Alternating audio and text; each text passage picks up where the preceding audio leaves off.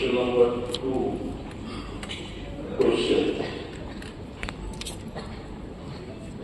বর্তমান অর্থবর্ষে এই কমিশন গঠন করার কোন পরিকল্পনা রাজ্য সরকার রয়েছে কি? এই কমিশন গঠন করার ব্যাপারে রাজ্য সরকারের বিবেচনাধীন আছে। যদি থাকে তবে কবে নাগাদ ঘোষণা করা এখন প্রশ্ন উত্তরের পরিপ্রেক্ষিতে প্রশ্ন আছে। After every 10 years, a commission গঠন করা হয় due to inflation and disparities in the salaries and needs করার জন্য স্যার আমি বিস্তারিত যাচ্ছি না, তবে ত্রিপুরার সরকারি দুর্ভাগ্য 1988 সালে থার্ড পে কমিশন পাওয়ার পরে আধুন পে কমিশন পায়নি হয়নি। 17-18 এবং 16-17-18 পে কমিশন হয়েছে। একমাত্র কংগ্রেস স্টেট সাপ্লিমেন্টারি স্যার আপনি স্যার করছি আমি তো আপনি কর্মচারী স্টেট সাপ্লিমেন্টারি স্যার আমি যেটা বলছি sir we are very happy and grateful to the Prime Minister of India.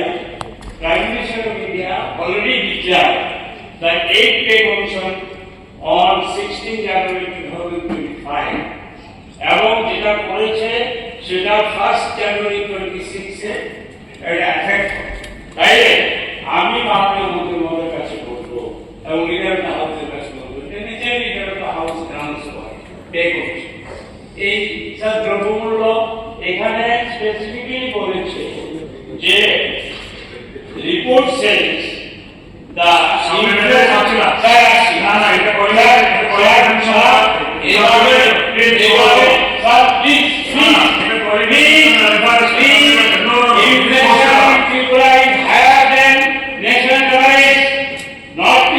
সারা ভারতবর্ষের থেকে ত্রিপুরা জিনিসের দাম কম এটা কনসিডার করে মাননীয় লিডার অফ দ্য হাউস আছেন অর্থমন্ত্রী আছেন এবং আপনি বলেছেন যে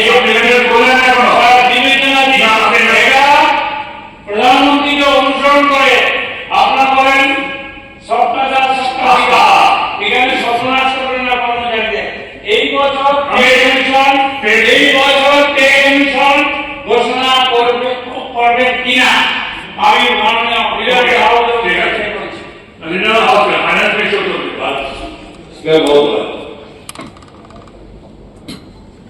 গত 16 জানুয়ারি 2025 তারিখে কেন্দ্রীয় সরকারি কর্মচারীদের জন্য 8th পে কমিশন গঠন করার প্রস্তাব ঘোষণা। আমি জানি না যে কয়লার থেকে হবে এটা আমাদের জানা নেই, যাগুলি পেয়েছে। এখন